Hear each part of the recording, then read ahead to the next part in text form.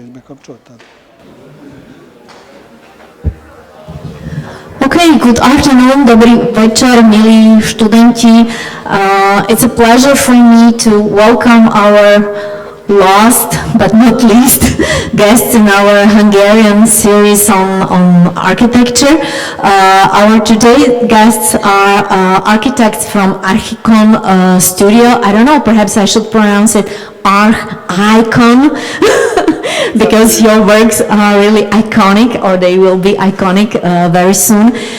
So let me introduce you our two speakers. They will do it like in a tandem. One is architect Nagy Csaba, and the other one is architect Károly Pólus. So please give them applause. And the floor is yours. We are looking very much forward to your presentation. Okay. Dobrý večer, dear colleagues. I know more words in Slovak, but now I will follow it in English. We are here from Budapest just to tell our story, just to show how our office looks like, and to show some of our projects.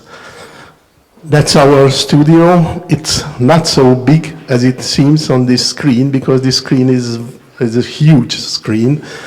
So everything looks much larger than it is. So that's all of the first photos are made in our office. It was we bought this office that's about 300 square meters, and we are working there 30 architects together. So for each person 10 square meters. And that's a typical picture that my colleague Károly is speaking on the telephone. Very loud. Very loud. So, we would like to talk a little bit about our practice, highlighting some projects of us. And first of all, we would like to talk about the diversity in our office and, let's say, the teamwork in our office, because we believe in teamwork. That's why we are here together with Csaba. And it would be nice to have our colleagues on the two sides of us, because each and every project of us is a teamwork. So there is a huge diversity between ages and also competences in our office. And I think we believe in that our projects are so successful because of these teamworks and because there are a lot of kinds of people in the office. Yeah. First of all, that will be not about our project, but the generations. The generation X and those we together from the generation X were born after 960, then 20 years. Generation Y, the millennials, until 1995. And then the next generation, that's generation Z, that's your generation. First of all, if someone from this generation looks for a working place, then the most important for my generation, his generation, is work-life balance. For the next generation, which is mostly our colleagues are from this generation, they want freedom and flexibility. And generation Z, they need security and stability because they feel themselves in this moving world not so comfortable. The second is about what's in the focus in the beginning of what was the focus on at the beginning of their career. So my generation, that was minimalism and star architecture. The Y generation or the millennials, they have sustainability and social responsibility in focus. And your generation, we think, I asked one colleague of mine, but you have global focus and critical thinking in mind. Generation X, they are focusing, or they think analog. The generation millennials, digital immigrants, and Generation Z, they are technoholics. We think maybe that's not true. And that's why there's we have some questions for you, for the Generation Z. Yes, the question was, like in our office, that there are people in our office who's closer to emotional aspects, and other people in the office, other youngsters, more are thinking logical ways. The question is for you today, that which is closer to you?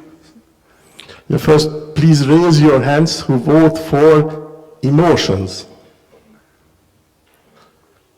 Who is more emotional, I mean, regarding architecture and approaches, yes? And who are the logical people? So that's a half-half, 50-50%. Yeah. The next question is sensitivity.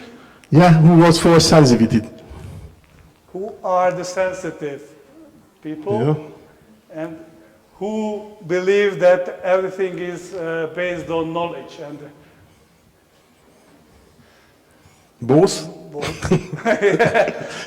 There are people who cannot make decisions. Okay. The other one?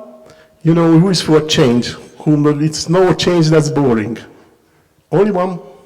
Oh, thank you. More, please. Okay. No. Yeah. I vote for experience, and you? Who is for experience? Yeah. And last but not least? East. That's my favorite one. Who feels comfortable himself when there's chaos? Because Csaba do so. Yeah. Yeah, there is a few of us. And who wants to put everything in order and in time? Okay. So, I think these are different types of, let's say, architects, and You see, that's the problem, that half of our office is voting and feels like himself as an artist, the other part as an engineer. so, and we as leaders have to combine them from different generations, different, let's say, logic, and it's really a hard task to avoid chaos Yeah. or avoid order. And you see here the solution. That's teamwork. We have to hunt together, all the artists and the engineers in an office. So this is really an interesting question. How can we combine, let's say, a team, and how can we be successful in a teamwork, not to killing each other, but to, let's say, hunt the animal, or let's say the client. So these were the most interesting things in our office. But the next part of our lecture will be about the buildings and about the project, which is not so interesting as the generation problem, or whether you are an artist or an engineer. So we would like to, so we are quite successful in educational institutions and also in reconstruction and reuse projects. And of course, there are other projects in our focus. That's why we are entering in competitions to reach out for other types of buildings. Of course, we have done earlier industrial buildings as well, but we would like to show some example, highlight some buildings of us. First of all, in educational field, then in reconstruction and reuse. And we would like to show you some of our latest competitions. About educational institutions, we have highlighted kindergartens. We have done a lot of kindergartens. We would like to show you two of these. Both of them were refurbishment of all the socialist concrete panel buildings from one of the Budapest districts. One of them is Visszafogó Kindergarten. So as you see, this is a huge housing estate from the 70s. These 11-story block of houses, you can see the Danube on the bottom of the picture, and that zone between the two lines of the building, that's a green zone with a nursery, a kindergarten, and a school next to each other, and our task was to refurbish and reconstruct the old panel building of the kindergarten. This is the, let's say, main entrance, the front facade of it. As you can see, there were slight changes. They have changed earlier the windows to more insulating plastic windows, but that was all what they have done. And on the opposite side, from the view of the garden side, there was this nice steel roof above the terraces. But what was interesting that this was the most beloved place by the nurses. That they had here 300 square meters covered, open air. So what we have done, this was the original shape of the building. You can see on the left-hand side the two shading, and in the middle there was the staircase, and in the two main blocks were the classrooms, 8 classrooms for 200 children at that time. So we have removed those parts of the building which were functionally not good. We kept the two main blocks and replaced the middle part and extended towards the terraces, because earlier they have renovated the whole garden, so we were not allowed to extend the building towards the sides, but we had only space towards the terraces to enlarge the building. So that was the result. As you can see that on the left-hand side, the original building with the original shading, and on the right-hand side, the reconstructed, the renovated building with a double-layer terrace. So this way we could arrange that on the first floor we could have open-air terraces for those classrooms which were situated on the first floor. That was the original main entrance. We have removed this central zone and inserted in a double layer entrance hall to reach the classroom areas. That was on the left-hand side the old classroom, and as you can see on the right-hand side, this is the first floor classroom for the children with this balcony, this wooden balcony in front of it, which easily can be opened together with the classroom, so this way we can win space for the children. So on the left-hand side you see the original setup of the building with the corridor in the center and very small changing rooms in the middle. And what is our experience that we need extra space for the children and also for the nurses. We need extra spaces in the changing room area and rooms for personal development and education, which you can see on the bottom part of the building and also on the two sides. So you can see in the center the changing room area is almost doubled, and we also enlarged the classrooms. You can see the white surface, that's the extension, and over the white surface where the small tables are, over that there is an open air playground for the children which is covered. There are staircases, there is a staircase on that, and also a slope to reach the garden. So all the children and also the parents like this slide from the first level towards the ground floor. This is the maquette of the building. You can see this is the indoor extension here, and that's the outdoor extension.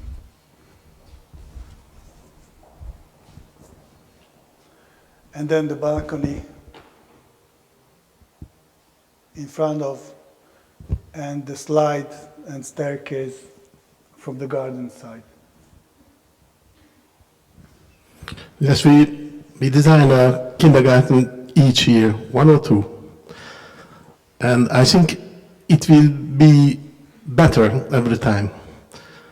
First, in the presentation, we put the one before this, not this business, previous kindergarten, but I didn't like the yellow color of it, so I didn't show it to you. I tell a few words about it. That was a one-story building. They needed more rooms. We put it on the top. And because we cannot make the garden larger, we put a rooftop on it, over it. But the problem was that if you want to go from the first floor to the garden, then you either have to go up or down. And that's why in the second, we made it differently. What you showed, there's a terrace before the classrooms, and from the terrace you can go down to the big garden. And that's our new one, which is under construction.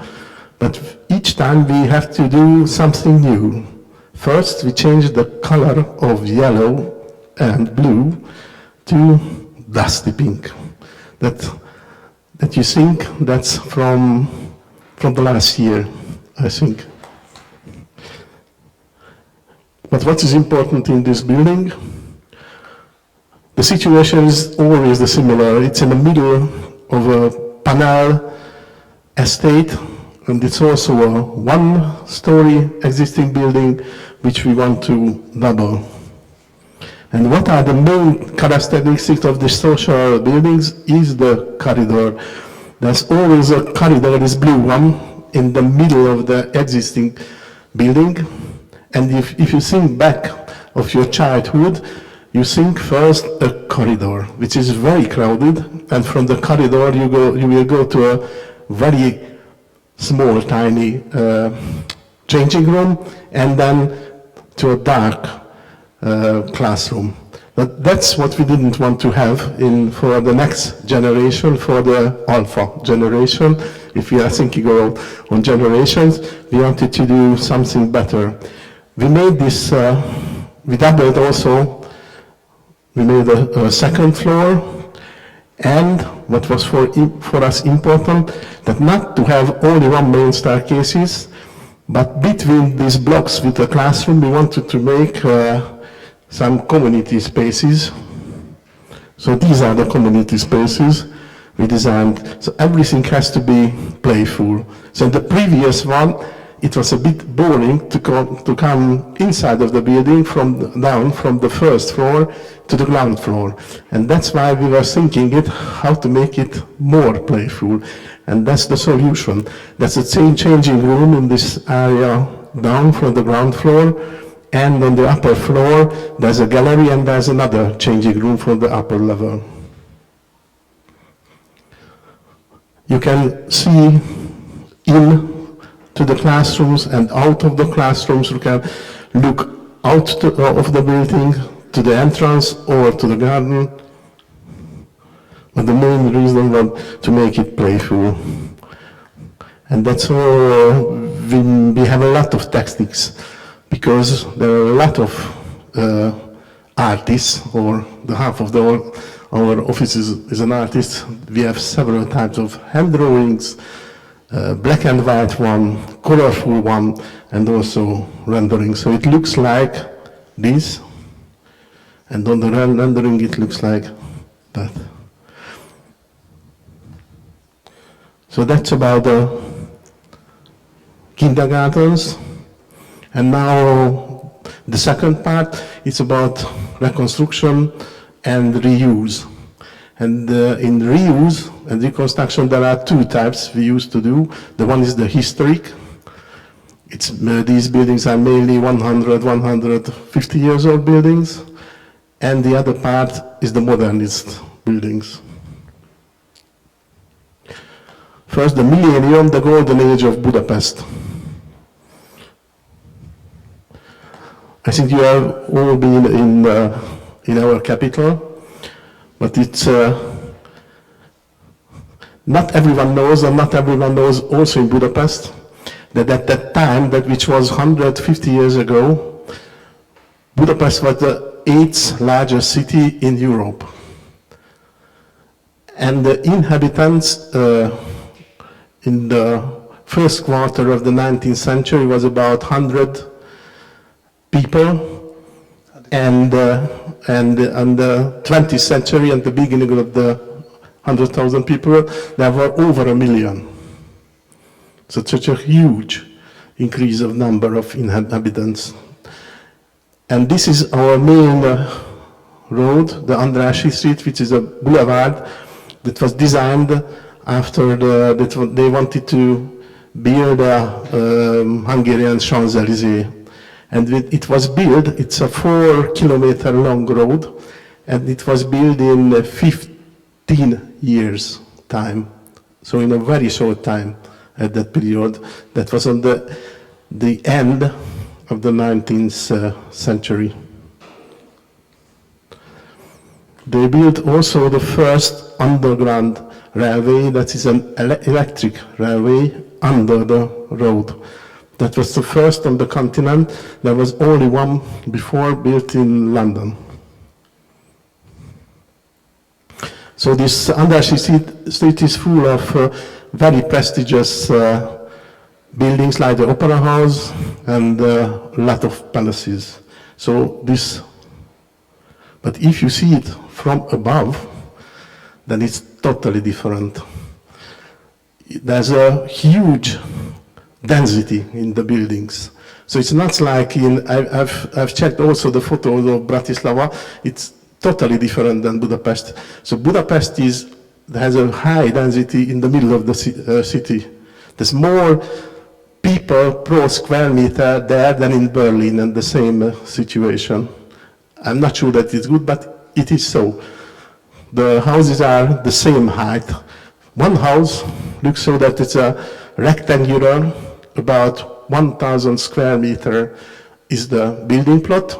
The houses has a ground floor, mainly on the street facade there are shops. On the first floor, which is the largest, there was the piano nobile, ground apartments, but the other apartments were not so prestigious, they were much cheaper, and you can reach this from these apartments, you can reach it from the courtyard side along open gangways. There used to be one very wide staircase after the doorway, and in the backyard you have a servant staircase which is very dark and very thin and very tall. So this is a typical house. It was a typical house in Budapest. 90% of houses look the same. We made two transformations from such buildings. That's on the Andrássy Street. That's number 8 and number 52. So a typical building was empty. When we tried to make or to revitalize their new function, there were empty apartment buildings, and both they bought the same client, and they wanted to make hotels from it. From the one they wanted to make a 4-star hotel, and from the other one a 3-star hotel. But the main concept was always to cover this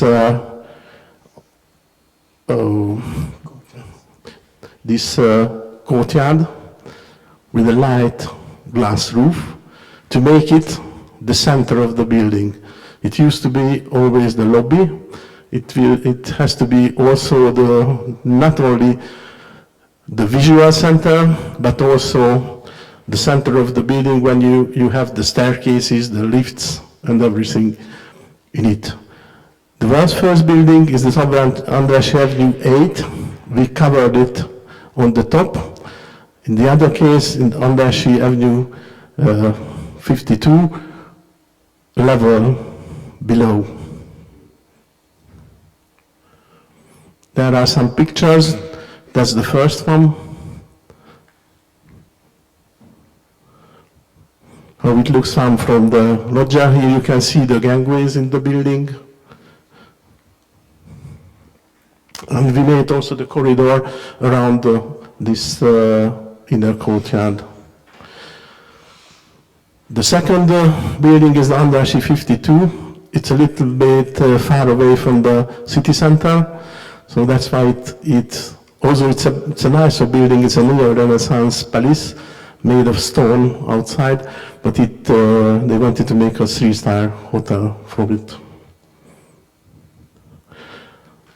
This is how it looked like when it has been built. It really looks the same, but something is missing. The statues are missing there. So there was our task to make or renovate or remake the statues there. There are some photos, and then they made a model of it, and they show us. And I'm not an expert in statues, but I've seen that there's a trouser that's the middle. It's in the middle. This, yeah, there. That was That's a trouser there, and I told them I think it's a problem because on the photo there's no trouser, is it? So they solved this problem and made a new one without a trouser. Yeah, and I have some photos from inside of the building. That's a Renaissance loggia there. And when we made something in the building, that's always new. There are some new lamps, a new staircase in the building, not the main staircase. We left them and renovated the old staircase, but we had to make a escape stairways, and that's the one near to me. And another staircase, the red staircase. So the other reconstruction or renovation we would like to talk about is Parish Court, which was built in the beginning of the 20th century. At that time, the building plot was the most expensive building plot of Budapest. And the Downtown Savings Bank bought the plot, and that became their headquarters in 1914. So that's the original building, and it was famous that it has a huge passage in the middle of it with shops, and also what was famous was that the whole facade was covered with Zsolnay ceramics, and at that time it was the largest ceramic facade in Europe. So our task was to renovate, reconstruct, and extend the building, and transform it into the hotel building. So I would like to talk about 3 topics which were in the focus of our work. First is restoration, the second is reconstruction, and the third is the extension in this project. I would like to highlight the facade because we have worked together for 5 years, different types of restorers, but the most different task was the restoration of the facade. So at the first look, it looked like from a distance that there is no problem in the facade, but when we have looked closer, we have recognized such details on the facade it was, I think, in 1914 around, or 12 approximately. So the other situation was that we had a huge balcony, and the steel supporting structure of the balcony in one case looked like on the left side that it was totally roasted, and in the right hand side it was completely preserved. So we have recognized that in the 60s there was a not so proper renovation of the building after the revolution in 56 in Budapest, and the facade, the part of the facade was destroyed, and because of the not so proper or bad quality reconstruction, the steel structure went wrong. So it was really a difficult task to find out how we can recognize those structures which went wrong, and we have used this type of X-ray to which shows up in the middle. You can see what is on the right hand side, that is completely roasted. So after strengthening of or changing these steel structures, these ceramic elements should be reproduced in the Zsolnai ceramics factory.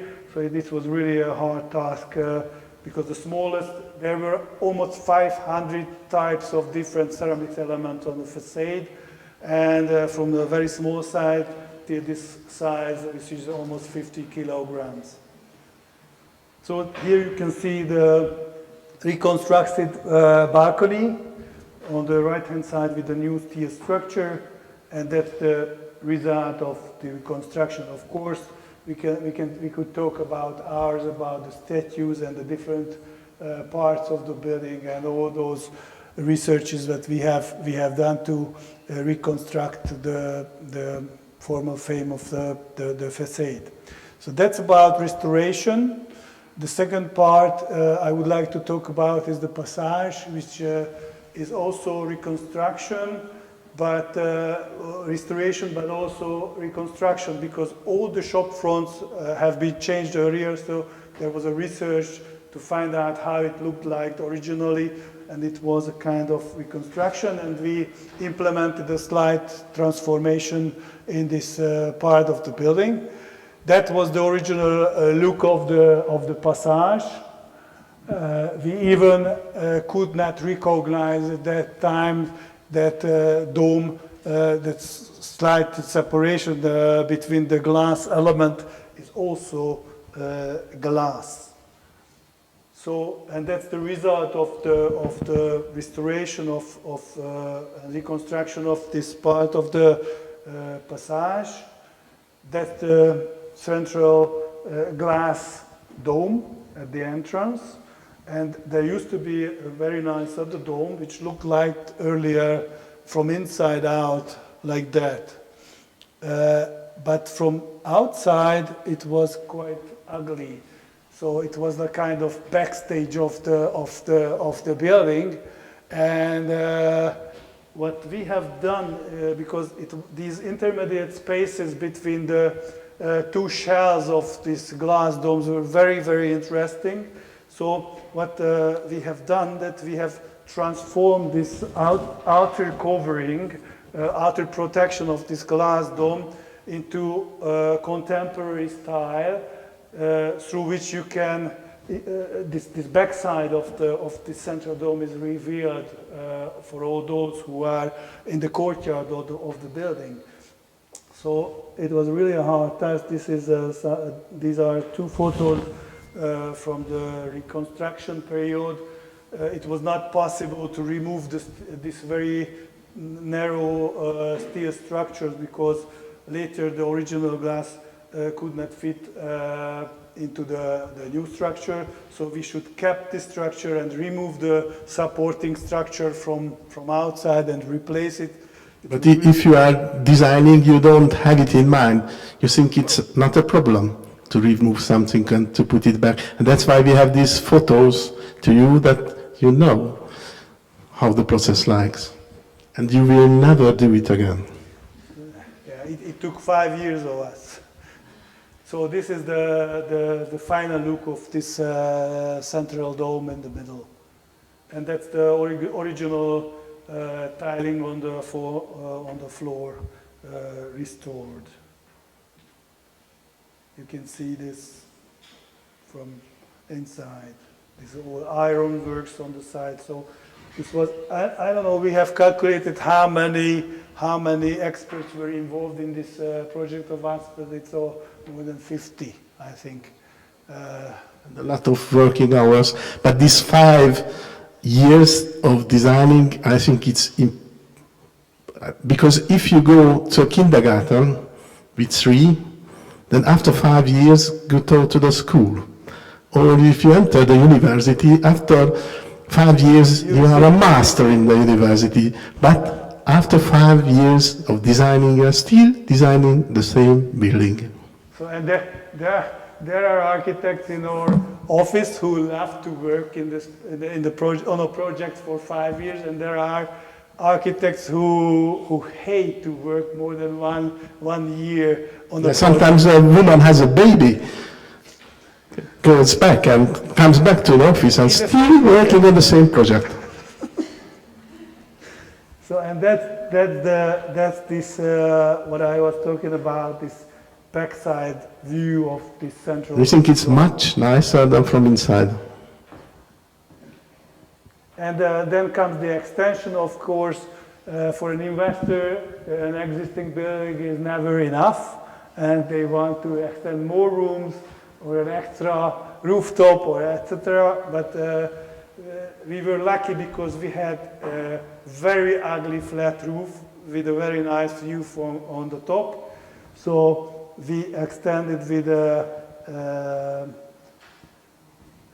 with a huge rooftop suite. I think it's unique in Budapest. There is no one with that side. And We invite everyone to this hotel. It's a bit expensive, I think, but it's worth. Yeah, I think it's about, I don't know how much, but 6,000 euro per night or something like that.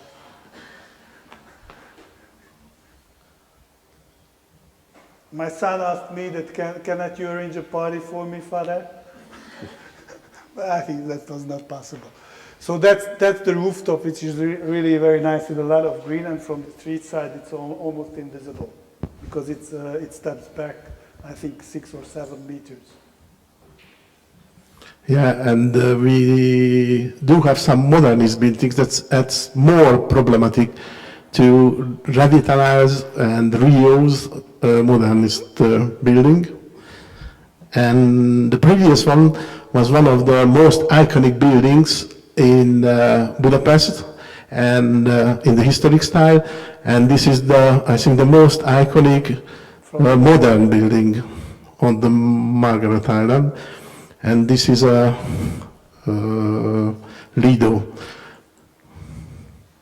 And this is how it looked like when it was built. It was 1938 at that time.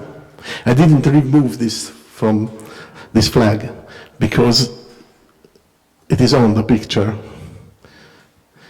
And this is how it looked like when we get the job. It doesn't look the same, but this building is listed. That means you have to keep everything, but there's nothing similar in this. And that was the problem. And that's the corridor. That's the original one, and that's the situation we found. That's black and white, and that's blue and white. The door has nothing to do with the old one. But how can we keep the building? I don't know how is it in your country with the monumental authority, but in Hungary it's hard. And that's the presentation I made them to allow us to do something. And these are the pillars. These were the pillars, I think it's about 30 by 30. It's very thin, or less than 30 by 30. But these pillars were made of bauxite concrete. And when it gets moisture, it cannot stand the weight at all. So the whole structure of the building was quite in a bad condition. So our task was to strengthen somehow, otherwise it would collapse. And that was the way they strengthened some old ones, and they wanted us to strengthen that way, because then you kept the original pylon, it remains there, but it will be, instead of 28, 40 centimeters.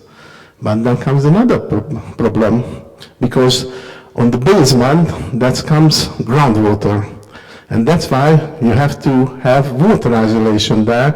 And if you want to make a proper water isolation, then and you keep the original pylon, then it becomes even larger, 60 centimeter by 60 centimeter, and that so huge. But we kept the original one, so we could be happy. But I said, I'm not so happy as the people at the authority, and that's why we think that's a better solution to replace it, because we thought that the original architect wanted to make thin pylons. So that's the building looks like that. In the middle there's the peristelium, the entrance of this, that's the new one, that was the original one. But they want to, originally that was used only in the summer, because there's a Lido there, that's on the Margaret Island in the middle of Budapest. And from this peristelium to the left, that was for women, the changing room, and the other side, that was for men, the changing rooms. But they wanted to make a thermal bath inside of the building, because they wanted to use it not only in the summer, but for the whole year. That was another problem for us. That means that was a basement plus 2 levels, but we couldn't place the wellness area in the 3 meters also with these swimming pools. So that's why we made a much larger height, and instead of 2 levels, we made 1 level. And that is how it looks like now.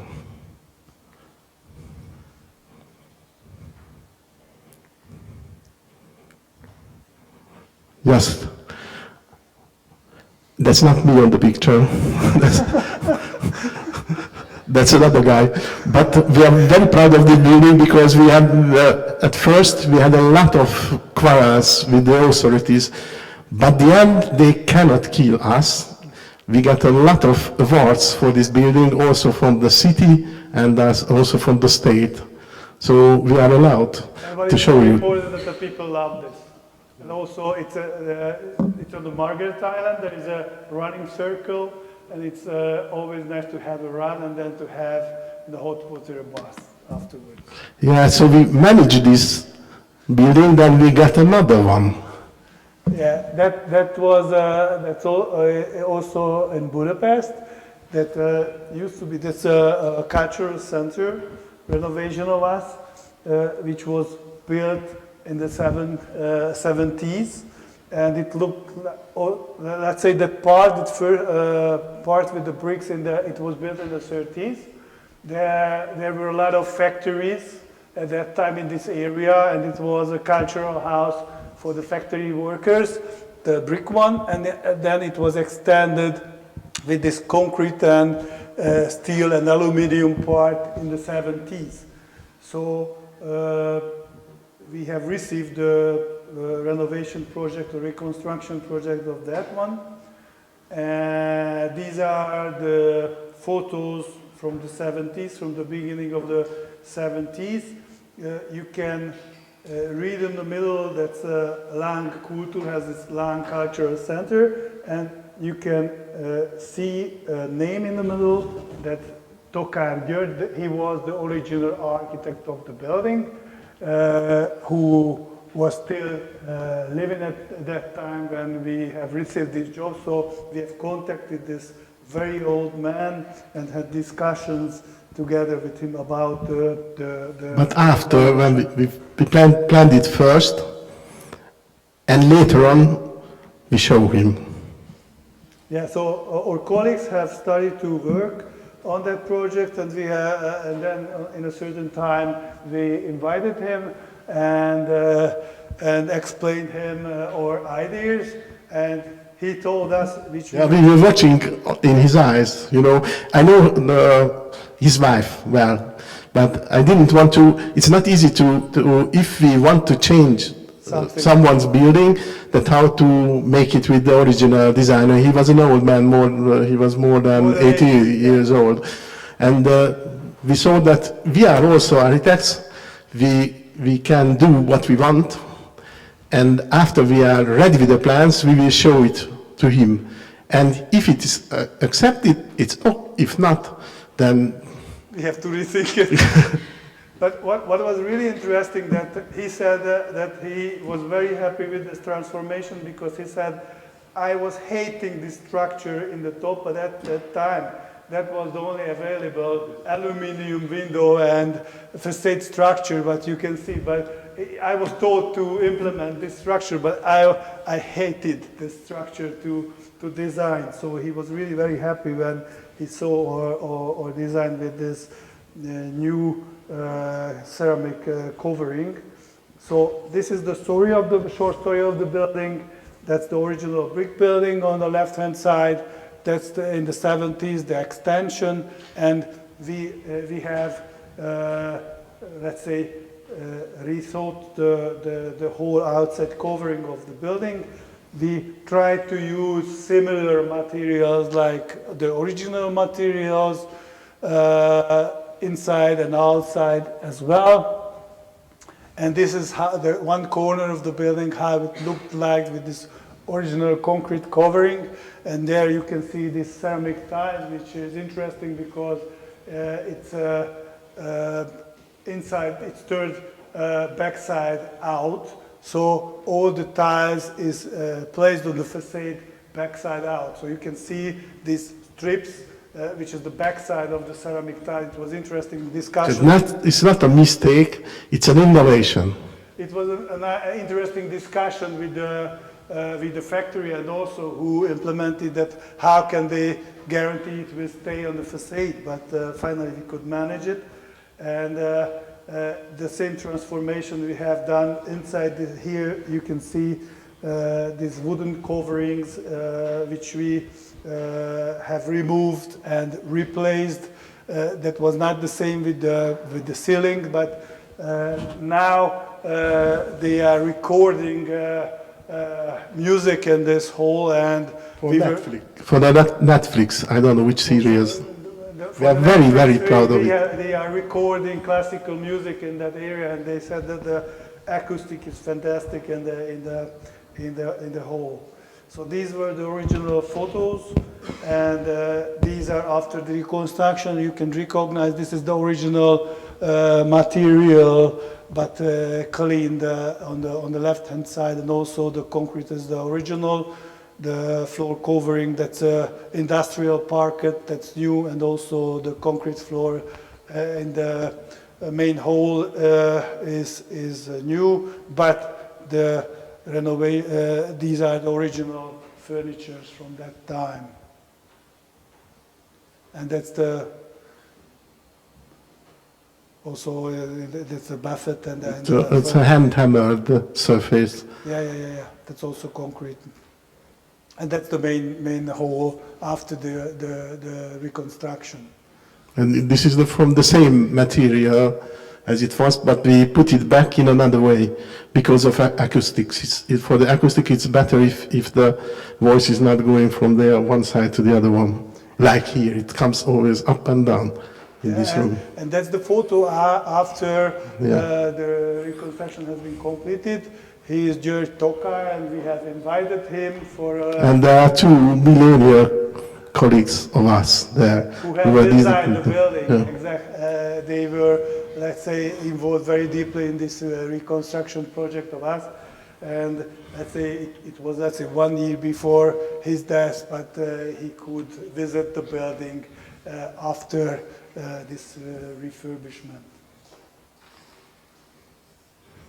Yeah, and that's a new project of us. That's the, we don't only want to renovate buildings, we want to renovate parks, cities, house estates, so we want to renovate and reuse everything. So that's our first project, which we made together with a landscape architect, and it's in the same panel district as our previous kindergarten was. The kindergarten is behind these panel blocks. And here we made a new, with a new park with a cafe. And this building was awarded this year's, has got this year's Budapest Award. The other one that has got the previous one has got this award 2 years before, and in the middle I was in the jury, so next time I will be in the jury, so the year after we will have to make a project that wins another award. What was interesting that this was a building plot for an office building, so the municipality could sell this plot for a very huge money, but the mayor made the decision not to sell the plot, but to create a park for the neighborhood, and we were asked together with this landscape architect to find out after discussion with the inhabitants what to do with to manage this project, and that's why I think it's a unique one, because it's not about money but creating this type of community spaces for the citizens to live in. Yeah, and our task was to improve the quality of life in the neighborhood in this district. So previous, there was a factory there. But after, in the 80s, they demolished this. I think they were the early boomers who did it, because they saw that you have to destroy everything and make a new world. You see these children, they are looking into the bright future. But that's it, how it looks like. So that's the panel blocks. I think you have some similar panel blocks but you don't have such park yet. But you have also nicer parks than in Budapest. So that was a former railway station there. So first of all, we made a lightweight pier in the middle of this lake. Then we made a steel structure of the building that's to get some shadow. And after we put the wooden cafe. It couldn't be larger than 50 square meters. So that was the idea.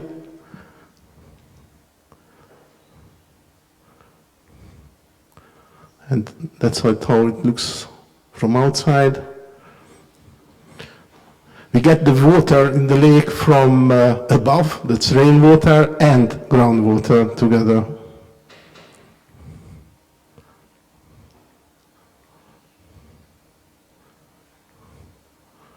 Yeah, and our last part is about competitions, because it's always so that as architect you want to do everything. But after some years, you have to focus on some things, and these focus projects was for us mainly these educational buildings and the renovation. But we want to do other buildings, and that's why we make competitions. That's one reason. The other reason that a competition that takes 1 or 2 months time and not 4 or 5 years. So that's one of our latest competition. There is a huge area which was a formal military base in the second district of Budapest in a very green area. And there the owner, the investor, released an ID competition where they hadn't told it what to do there. You could do what you want. Of course, there were some goals, but let's say they would like to create housing estate there, offices, common spaces, parks, etc. But that was, let's say, beginning of a discussion between the local government, between the investor and all the people. So we entered into this competition. We won a second prize, and all those who received some... Actually, we always won second prize. Yes, because sometimes it is decided who is the first, but this was not so, I think. But they, after this competition, they will create, based on these works, a study, and we and also the other competitor who have received the prize were invited into a second turn.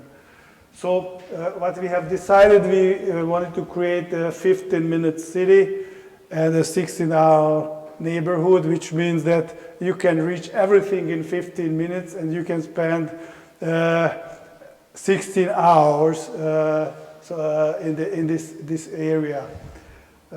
This is the original site, which is approximately 400 meters long and 300 wide.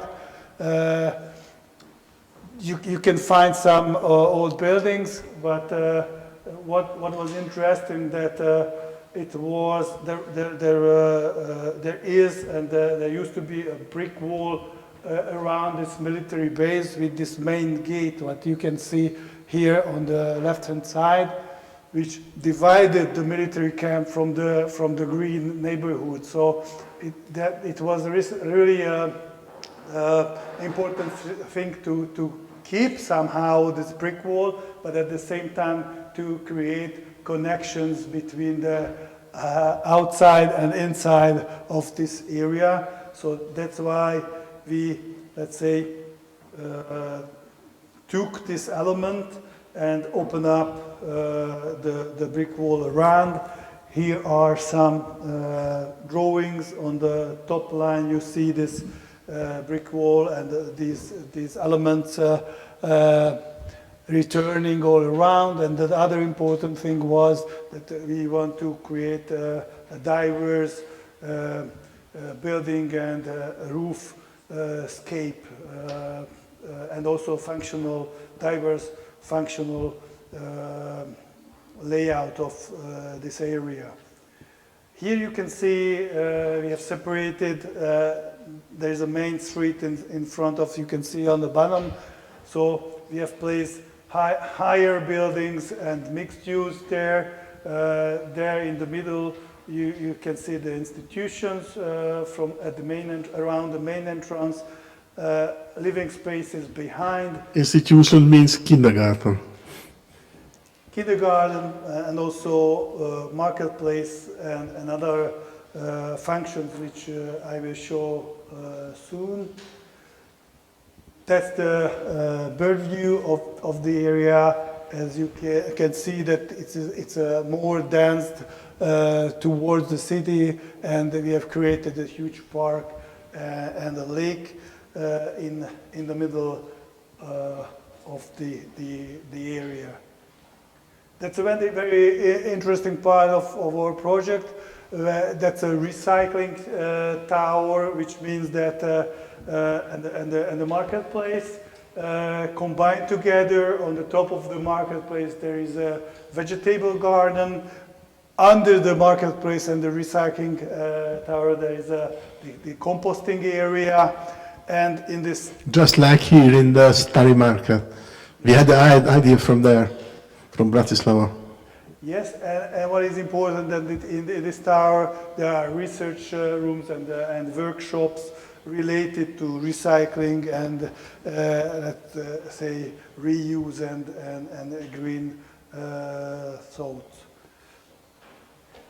These are just some roof typology. As you can see, we try to release the ground floor area for the neighborhood, and the rooftop area is linked to the inhabitants of this, these new buildings. There are areas on the rooftops for recreation, these productive green roofs where you can implement these community gardens or covered spaces and or lofts, and also we have implemented solar panels and green roofs. It looks a bit postmodern, but when I was attending the university, that was the time of the postmodern era. Then for 30 years we couldn't make postmodern buildings, but now the generations wants to have this type of buildings. Yes. So I'm happy. We have implemented some drain heat reuse, and we would like to use the heat of the sewage system, and also it was the same with the water circulation with the lake. This is always important to keep the rainwater in the area, not to link in the city sewage system, and also use the groundwater if possible.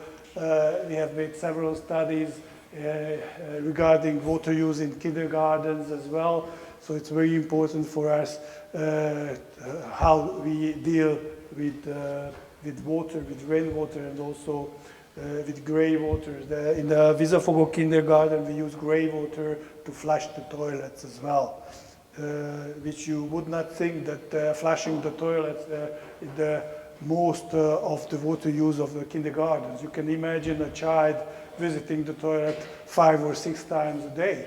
How much water it will run through the toilet. So it's really important what type of water you use. But the other one third is the... So actually the result was of this research, researching of the kindergarten, that 1/3 of the water used is for watering the garden, 1/3 is for the toilet, and 1/3 is for drinking or hand washing. So actually in case of using groundwater and rainwater, we can reduce more than 60% the water usage of our kindergartens.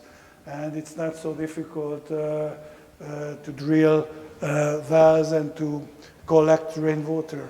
The only problem is if you want to design for investors, and we are talking about kindergartens, you know, that's our problem. Yeah, and of course this costs a lot of money, and investors are always asking how long will it take to get back my money, but sometimes this is not about money.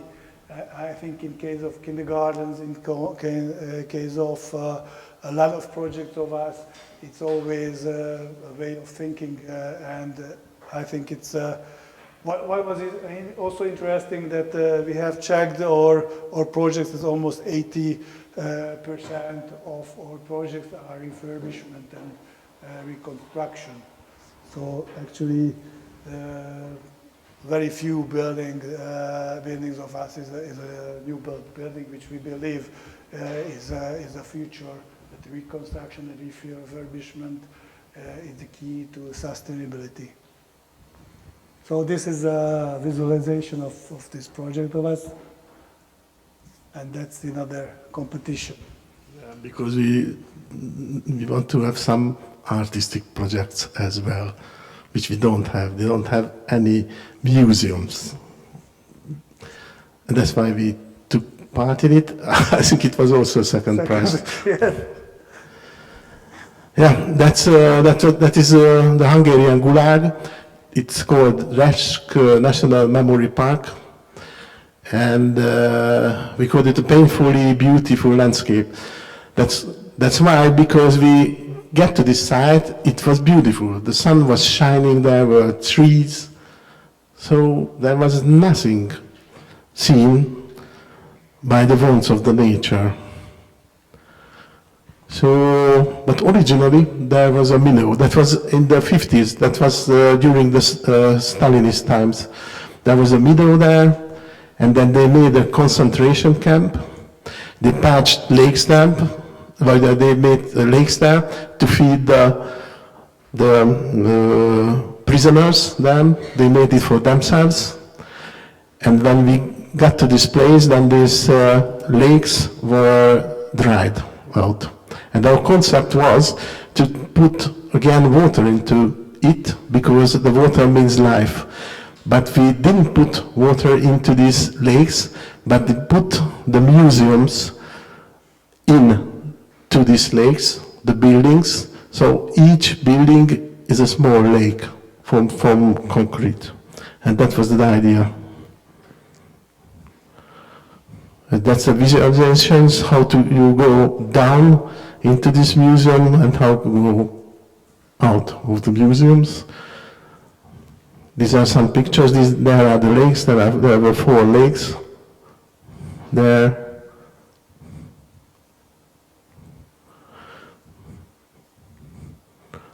And this is the picture I most like.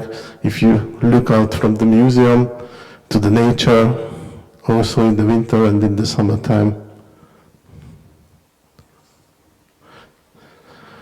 So that's it. We designed several buildings. That's the one I mentioned, this one. That was a kindergarten which Csaba was explaining earlier, that we have removed because of the yellow color. Yeah, and mostly we make our buildings in Budapest or in Hungary, but we have one in India. That's a solar school of us. We were involved not only in the design but also in the building. We partly financed this building there to have one abroad.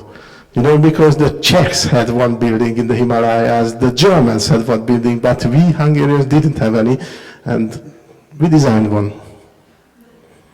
We had a friend of us who was, let's say, hiking and climbing in that area. He's also an architect, and he was involved in a restoration project over there. And together with him, it's really a hard task for the children to study. The Indian government built it concrete buildings, which you can imagine that without heating during the winter time you cannot stand in because it's colder inside than outside. The children are in the summertime, from the springtime, there's a very short period in which the children are working on the fields together with the parents, so they can study only in the winter time. So that's why with this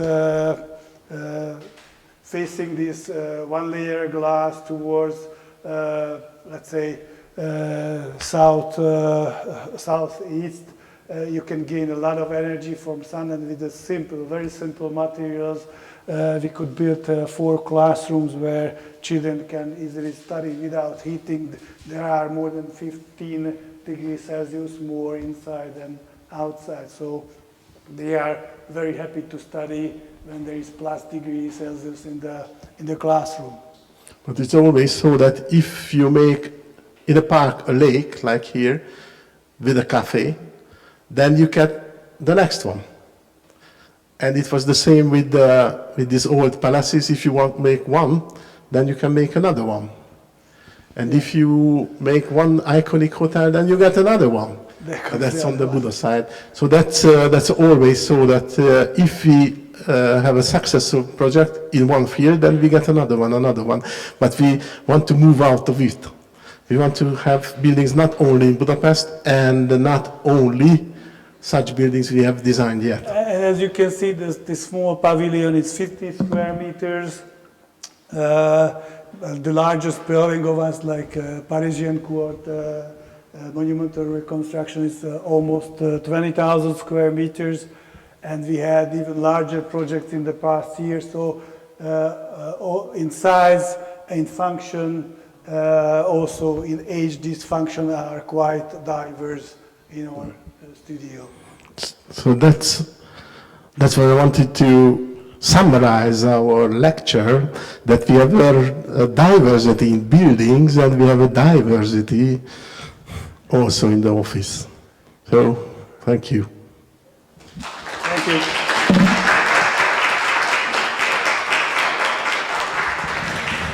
Thank you, Csaba. Thank you, Karol, for this very interesting and I would say lecture full of humor and yeah, well, I enjoyed it very much. Thank you. Before our dear students and guests prepare their questions, I would like to come back to the idea of the renovation and let's say rehabilitation of the old building stock. And you put it that is actually the most important thing in a responsible building and when we speak about sustainability. So I completely agree with you and I appreciate your work very much, but I would like to come back to this project that you have shown, this cultural house. And I was quite, well, surprised by your approach, speaking about the awful superstructure on the top of this nice brick building, and that you decided to remove it because the original architect, he hated it. So, but what about the monument protection in this case? Because I mean, this was I love it as I saw it on the image. I don't know, perhaps the others, they hate it, but for me it was an absolutely great example, a kind of fusion of this old ways of building and this new, let's say, aluminium way of building. So was the building protected? And if yes, how it is possible that you could destroy it? And if not, so this is another story. So actually, what's the situation in Hungary? I don't know what's the situation here, that these buildings of the socialist regime are absolutely hated. Everybody wants to destroy them because it brings the memories from that age. In your country, you want to destroy them, we destroy them, like, actually. We personally don't like this destruction because there are valuable buildings like this from that age, but actually the average people, when they look like these buildings or these brutalist buildings, they hate these buildings. So what the situation was there? I'm not sure, because I heard from someone that the situation here is not the same as by us. Because in Hungary they think that this golden age, this Hungary-Austrian Empire was the golden age, which I don't think so. That was our golden age. I loved also this period, but I think it in your country is a bit different. Yeah, architects say that this was our golden age, the 60s, but the architects are very lonely in this opinion. So the public feels exactly the same as in Hungary.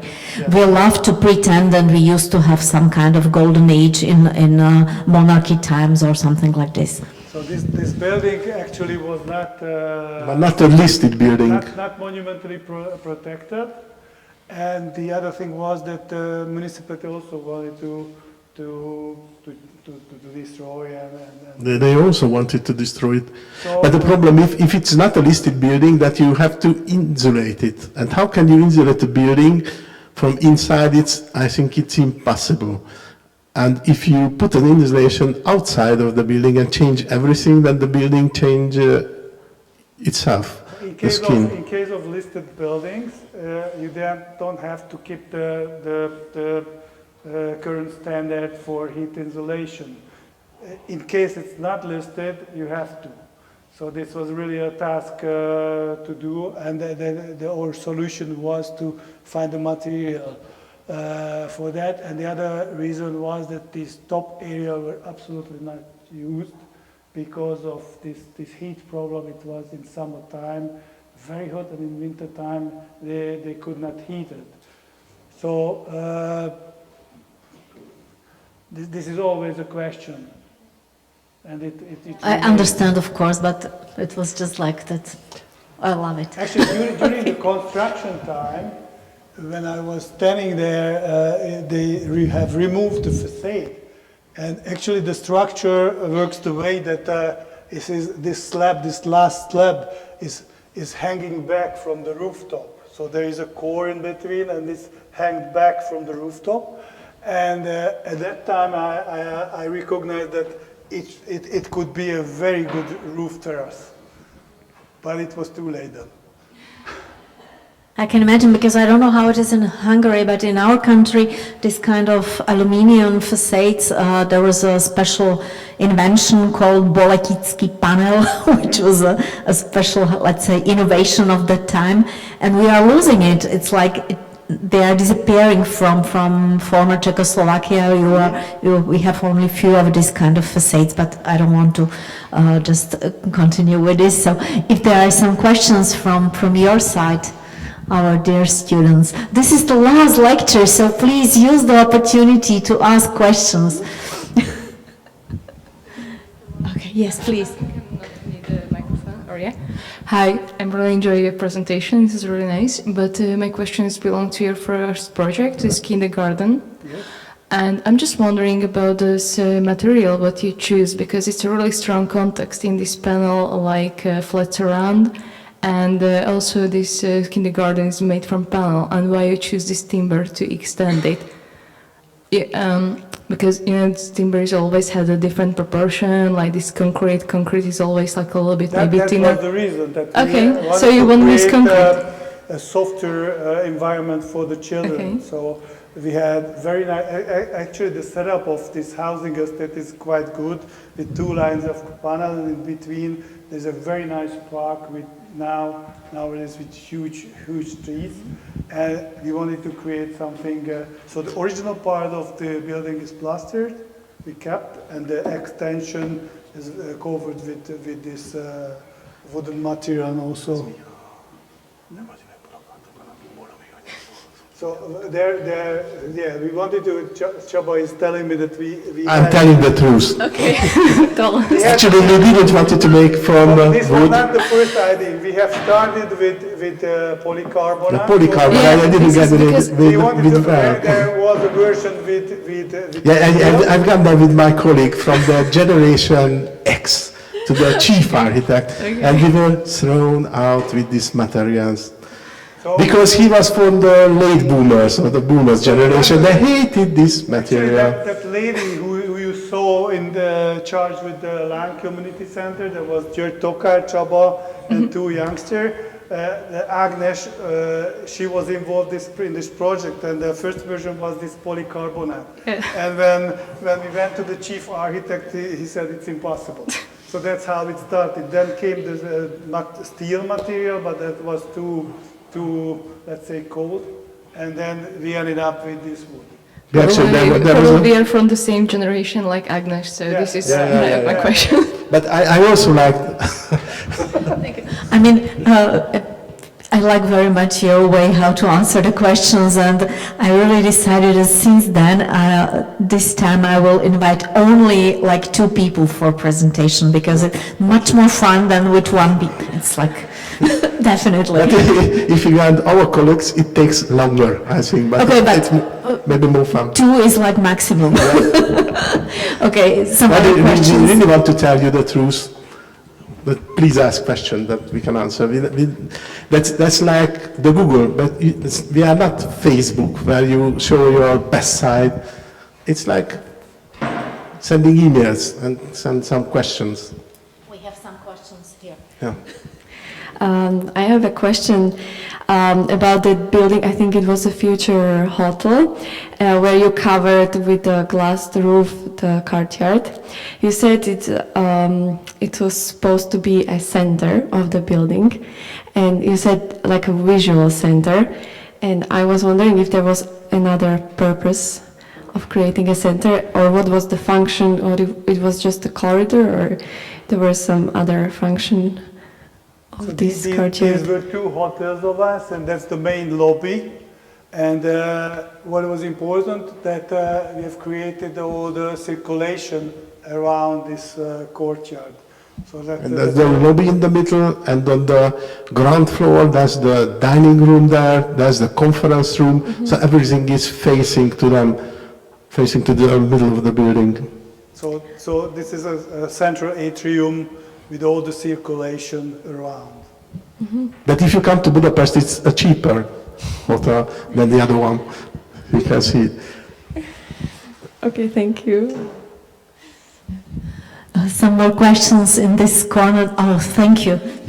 And yes, with this project, I would like to ask about if you had some limitations from the protection office, or I don't know how to say, monument protection, or you were free to do anything about this reconstruction.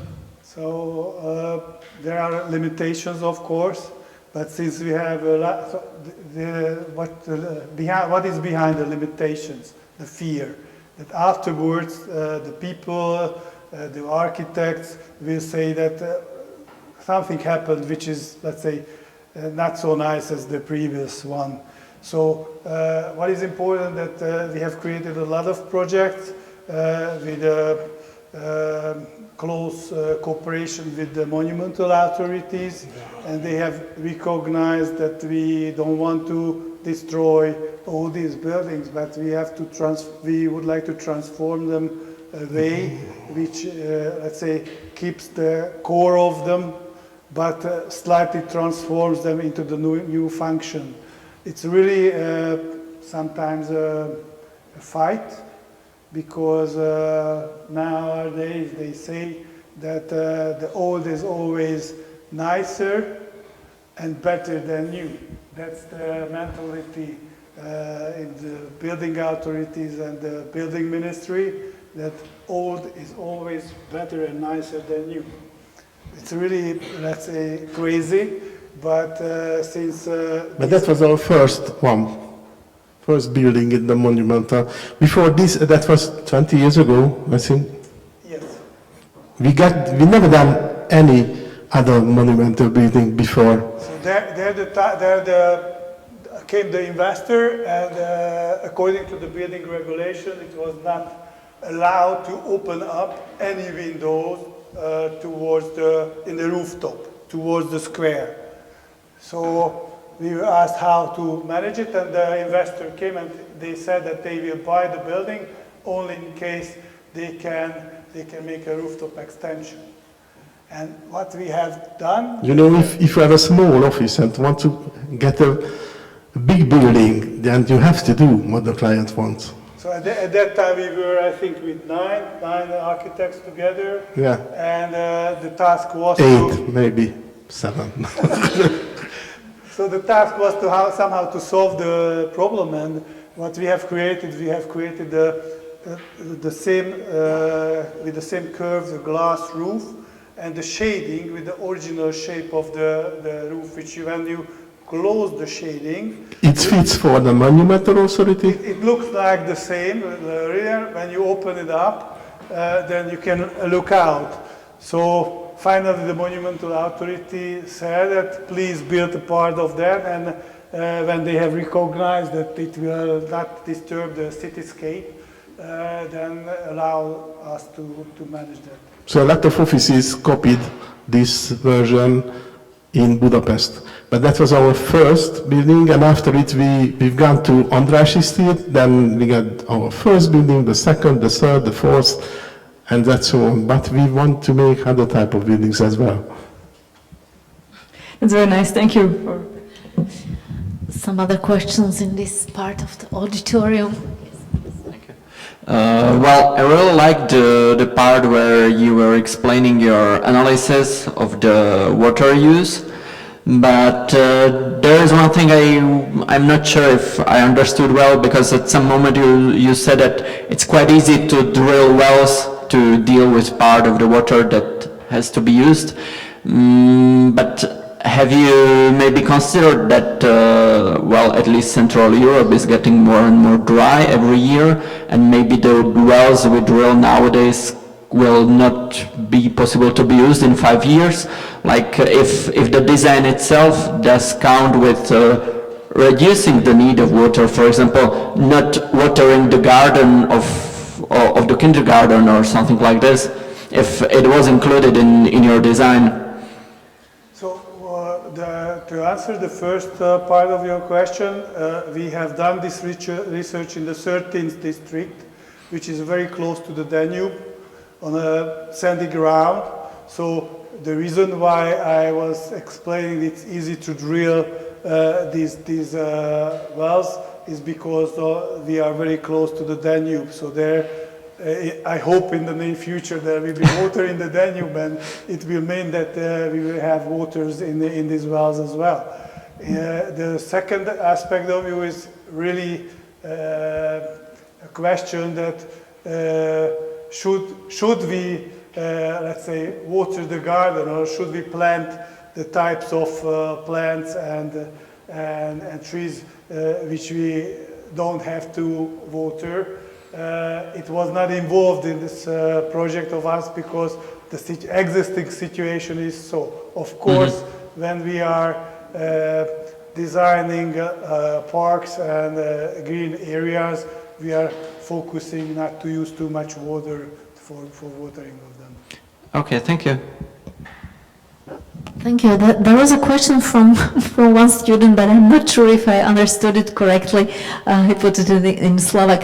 One of those renovations you've been showing is with a kind of a dome. Is it correct? I Yes. don't remember. It was the third hotel. That was Parisian Court. Oh no, Parisian court. Okay, so as I suspected. Okay, and the question was that if there is something. This you mean? This is the one you mean? Yes, he is only curious if you can explain something more about this kind of solution with this dome. So I don't know if there is something more to be said or. Yes, we also. This is the courtyard of which was not used at that time, and of course when we receive a project like that, we were told, let's say, to somehow gain more hotel rooms. How can we do that without changing the outer shape of the building? So we had a back wing, as you can see. That's the neighborhood. That's the neighbor with this huge firewall. And in this zone, we have implemented an extra wing and a courtyard in which there are rooms facing. And after this transformation, this will be not the back of the house, but a central courtyard which is visible also for the guests. And for this reason, it's important not to see such, let's say, roof, but also to have some view, interesting view for the people looking into this courtyard. And next to this, But actually, the client wanted 500 square meters more, but we gave him 1,000 square meters more. So what this look is from the. There's a conference room and a terrace in front of the conference room, and when you walk out to this terrace, you have this look from outside. I think it's more. Because actually from inside it's boring, and that's our problem. That I really want to make myself so much reconstruction work because for me it's boring. It's nothing new in it. It's no creative work, and that's why we want to inspire ourselves somehow, and that's what we do. It's a bit complicated. So it's interesting when we are talking about monumental protection, what can we do and what we cannot. This is really research, and when you go back, you can recognize. So it's always a fight with the monumental authority But when you... But we win. We always win. But it's... that They win also, I think. But we have to be prepared, so we have to do researches, and then you can prove, let's say, that this type of ironwork was a standard what you could buy, like today you can buy a door in the Practicare. So at that time there were certain building elements which you can simply buy and place in the building, and when you can prove that these types of elements are in hundreds of buildings of Budapest and these are not unique ones, then perhaps they can more easily allow you to remove some elements and replace with the contemporary thing. But these are much more easier, these historic buildings, to renew it as the modern ones. The modern ones, it's really, you don't know what to do. So that's sometimes other offices from Serbia, there was someone there, asked me how we have done it. We don't know how to make it. But it's also a survey. I'm also not 100% proud of this land because of some reasons, but I don't know how can we make it. We have to research and learn it. Because there's not, behind this curtain wall, there's now no offices. There were no need for offices. They wanted to make a black space behind it. Yes, but when coming back to this housing stock from 19th century, which is now often, let's say, changed to office buildings and hotels, and etc., etc. I mean, there's a quite a huge problem in the center of Budapest that many of these old dwelling, actually apartments, are now changed in a very posh way, and what kind of effect it does have on the city and on the let's say population in the center of Budapest. A kind of loss of the original what happens? Neighborhoods. A lot of there used to be flats or apartments, and people were living there. Some of these people are moving out, and these are transformed to hotels or office buildings. But I think that not this is the hugest problem, but a lot of these buildings are standing empty. There were research. We have done a research on Andrássy Avenue, and we just highlighted. Our colleagues went through Andrássy Avenue and analyzed that how many shops and apartments and buildings standing empty, and it's really, I don't know how many percent of the whole building in the main avenue of Budapest, but a lot of them are standing empty. And I think that's the largest problem of us, that since there are these empty buildings and the investors are still building new ones in the suburbs and other areas of Budapest. Like the reason is the property, that it belongs to kind of, I don't know, investors who are just waiting that the building will collapse and they can build something new, or what's the reason behind this? Sometimes this is because of the investors and what you are mentioning, that they are waiting for a certain investment. But in a lot of times, so actually these, I don't know how is it here, but the building is owned separately by the apartment owners. So this is a kind of, I don't know how. There's also, not far from there, there's the Jewish district. And the Jewish district is for the English tourists, or? It's party tourists. The party tourists. And there are a lot of apartments for rent. Yes, but what I was trying to mention is that sometimes the half of the owners moved out, the other half is living there, and there is a legal situation which they cannot deal with. I think it's not the best district to live there. The street itself is much better than the other one. We have two boulevards. That's this boulevard with trees, and there's another one that's called Rákóczi. But there are no trees. No one wants to live there. No shops there. It's ugly. But there are some districts where we have our office. That's more or less a design district. There are 200 architectural offices in the neighborhood. That's much more. That's on the Buda side, but near the Danube, that's much more a livable place. I think in the Pest side there are some. But this area is mainly for tourists and entrepreneurs who want to build something or investors who want to make something to earn money from the tourism. So it's a kind of gentrification process anyway. Yeah. Yes. But I had a lecture about Copenhagen, because Copenhagen is the most livable city, and it's also a problem that everyone who has money wants to go there. You have tiny restaurants and it's good to live there, but if you don't have money, that's a problem for you. And then the whole city is so full with middle-class men. Yes, that's true. Some more questions from the side of the audience.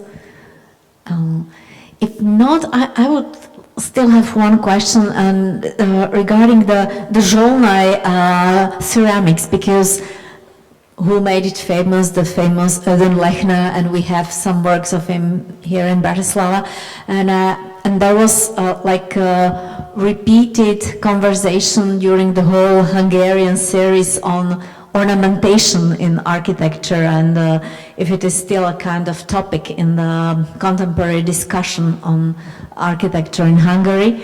And so I would like to ask if there is still, let's say, a place for Zsolnay ceramics in your thinking about the architecture. I don't mean now restoration, I mean new architecture, your new design, if you would use something like this. Yes, unfortunately we don't have the project with us, but we are working on a children's center, which means nursery, kindergarten, and playground, and small medical center for children. And there our idea was to create, so we have these buildings covered, also the rooftops and the first floor with this ceramic tiles. So we really are. Sometimes we fall in love with something. Sometimes with this, well, mi volt ez a műanyag? Polycarbonate. I always forget the name. We fell in love with polycarbonate, sometimes with ceramic tiles, with glazed ceramic tiles, and now we are also falling in love with these ceramic tiles, with the colors. In the mind of us and also on our colleagues, these glazed ceramic tiles, which are wonderful because it's not only one color on one tile. And also the surface is not flat, so it's a really, let's say, gives a nice feeling. So it's really there, but of course it's not the, let's say, cheapest material.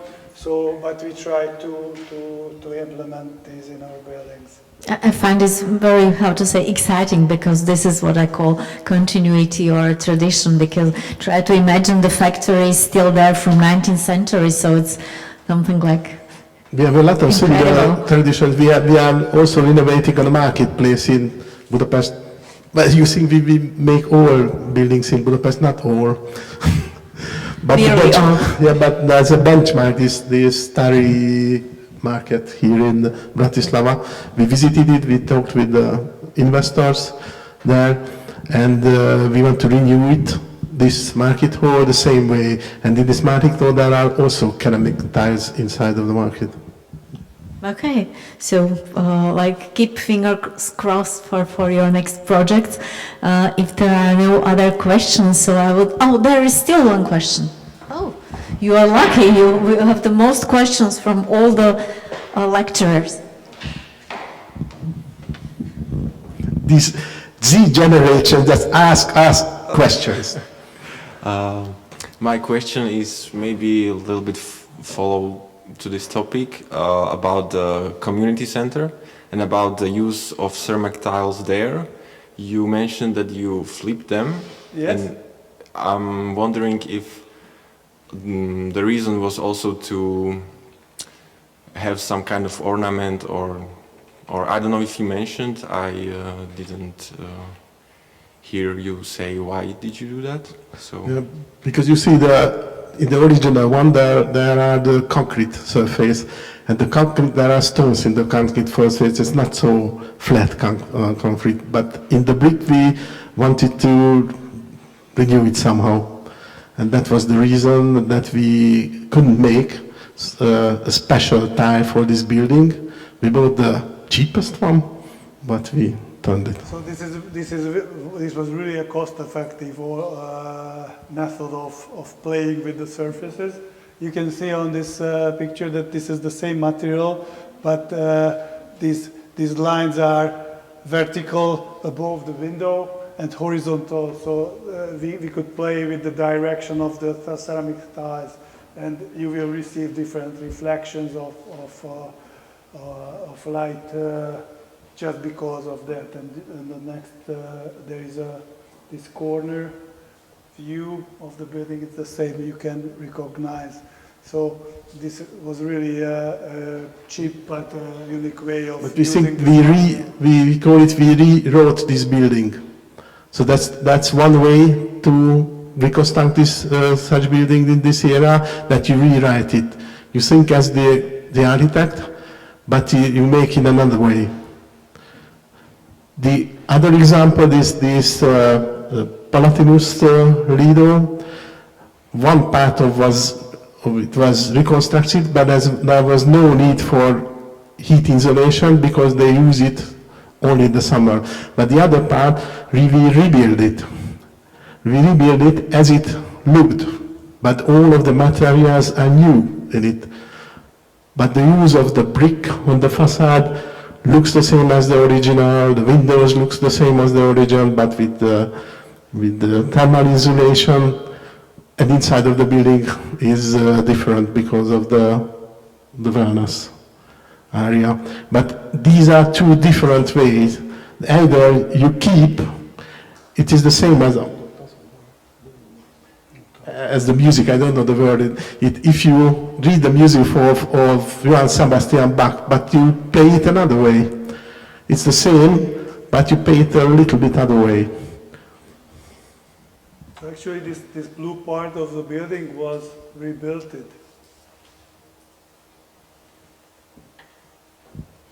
okay. There was also discussion whether you can make it or not.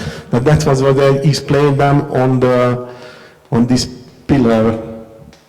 So we could convince the monumental authority for rebuilding let's say the south part of the building with these slides that in case we would keep the original one, the final result would look like that. And what you would like to keep the original, but the final look will differ, or to replace, but then you will have the same. But this is really a kind of absurd idea to And that's why we made these slides, and we show it in the jury. There's a jury, and in the jury there are some people from, they are some architects in the jury, and some artists. At the end of our presentation, that they told us that we are allowed to build it new, and then someone told that the architects won again. And I told them, sorry. But it shouldn't be a fight, actually. But okay. So, I mean, was it the last question? Okay, so I would like to thank you once again. It was really a pleasure to listen to you, to your duo. Thank you very much. I would also like to thank you, our dear students, our dear audience, also our audience online.